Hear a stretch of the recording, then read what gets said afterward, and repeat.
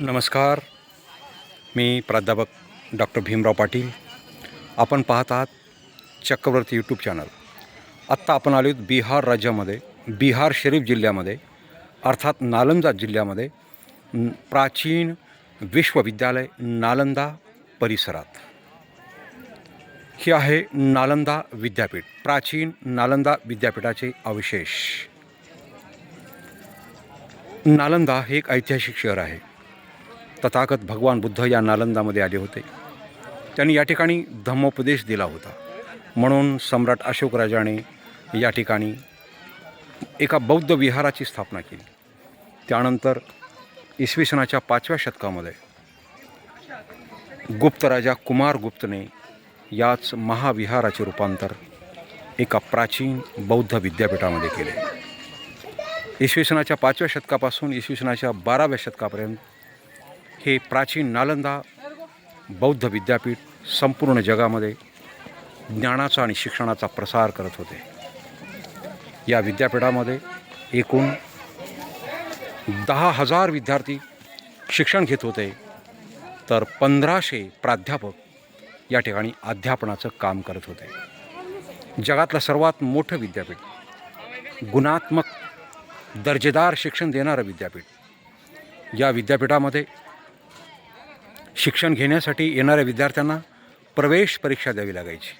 आणि या प्रवेश परीक्षेचं काठिण्य एवढं होतं की या परीक्षेमध्ये फक्त 20% विद्यार्थी उत्तीर्ण व्हायचे आणि 20% विद्यार्थ्यांनाच या विद्यापीठामध्ये प्रवेश मिळत असे. जे आज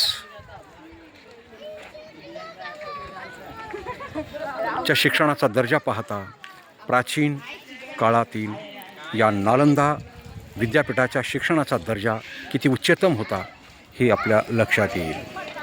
आणि म्हणून या ठिकाणी 100 सराव सभागृह आहेत. मुलांचे वसतिगृह, मुलींचे वसतिगृह, प्राध्यापकांचे निवास कक्ष, कुलगुरू, इतर कर्मचाऱ्यांचे निवास कक्ष. अत्यंत भव्य आणि खूप मोठा हा परिसर नालंदा विश्वविद्यालयाचा होता.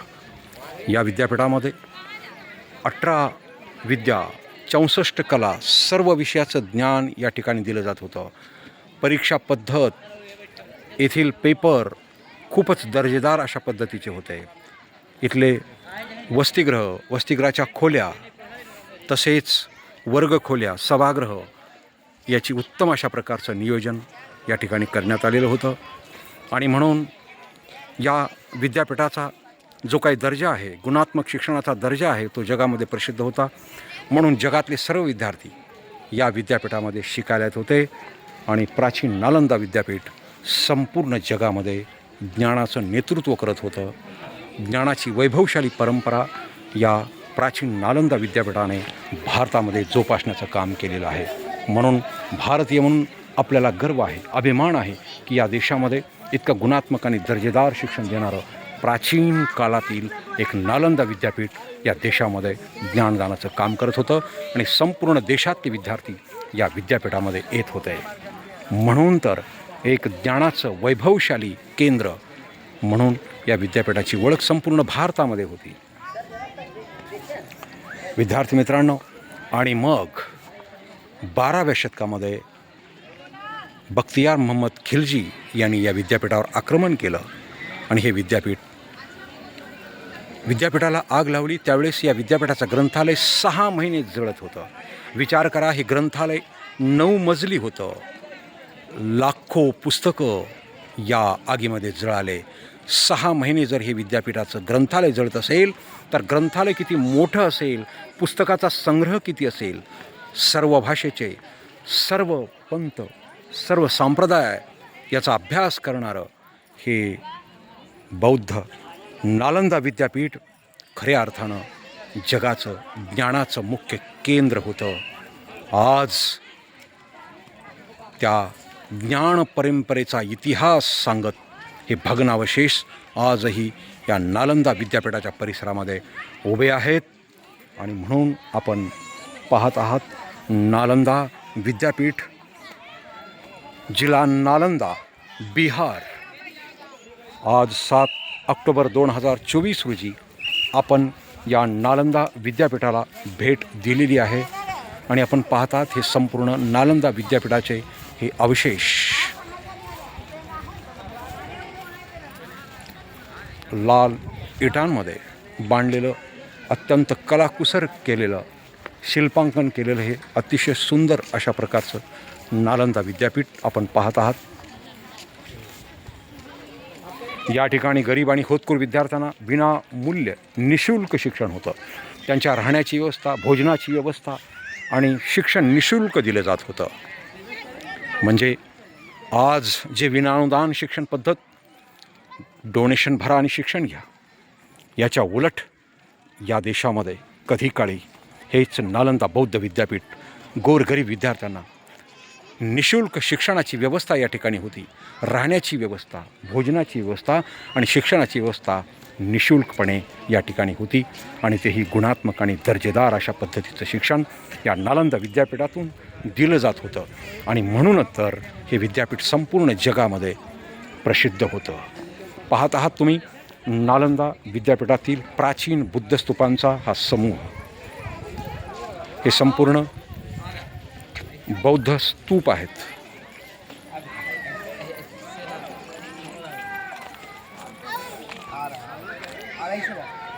हा संपूर्ण प्राचीन नालंदा विद्यापीठाचा परिसर आपण पाहत आहात.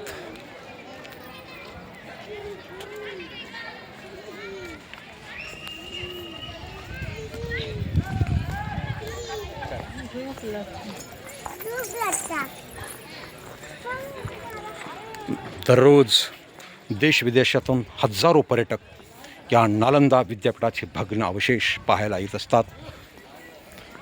या नालंदा विद्यापीठाला भेट देण्यासाठी आपण पाटण्याला येऊ शकता. पाटण्यापासून 100 किलोमीटर अंतरावर हे नालंदा विद्यापीठ आहे. तर प्रसिद्ध राजगीरपासून फक्त 20 किलोमीटर अंतरावर हे नालंदा विद्यापीठ आहे. याच ठिकाणी तुम्हाला एक म्युझियमसुद्धा पाहायला भेटेल. या नालंदा विद्यापीठाच्या परिसरामध्ये सापडलेले सगळे प्राचीन अवशेष या नालंदा म्युझियममध्ये संग्रहित केलेले आहेत. नालंदाच्या जवळ 20 किलोमीटरवर उदंतपुरी विद्यापीठ आहे. ते पण बौद्ध विद्यापीठ होतं. भागलपूर जिल्ह्यामध्ये एक विद्यापीठ जे अत्यंत महत्त्वाचं म्हणून उदंतपुरी आणि विक्रमशिला हे भागलपूर जिल्ह्यामध्ये प्रसिद्ध बौद्ध विद्यापीठ होतं. तर गुजरातमध्ये वल्लभी विद्यापीठ भट्टारक राजांनी स्थापन केलेलं प्रसिद्ध बौद्ध विद्यापीठ होतं. तर पाकिस्तानमध्ये ईसापूर्व 6व्या शतकामध्ये 8व्या शतकामध्ये स्थापन झालेलं ते तक्षशिला विद्यापीठसुद्धा एक प्रसिद्ध बौद्ध विद्यापीठ होतं. अशा पद्धतीनं नालंदा, विक्रमशिला, तक्षशिला, वल्लभी, पश्चिम बंगालमधलं जगद्दल हे सगळे प्राचीन बौद्ध विद्यापीठे या देशामध्ये भारतामध्ये स्थापन झाले. आणि संपूर्ण जगामध्ये या विद्यापीठांनी ज्ञानाचा प्रसार केला, शिक्षणाचा प्रसार केला. म्हणून बौद्ध परंपरेमध्ये बौद्ध राजांनी विद्यापीठांची निर्मिती केली, ज्ञान निर्मिती केली, ज्ञानाचा प्रसार केला, ज्ञानाचं सार्वत्रिकरण केलं. हा वारसा बौद्ध संस्कृतीचा वारसा आहे, ज्ञान संस्कृतीचा वारसा आहे, विद्यापीठाचा वारसा आहे. आणि हा विद्यापीठाच्या माध्यमातून ज्ञानाचा प्रसार करण्याचं काम याच बौद्ध संस्कृतीनं या देशामध्ये केलेलं आहे. हे पाहतात तुम्ही प्राचीन बौद्ध स्तूप, नालंदा विद्यापीठ परिसर, नालंदा, बिहार. धन्यवाद. चक्रवर्ती यूट्यूब चॅनल आपल्या सर्वांचं स्वागत करत आहे. धन्यवाद.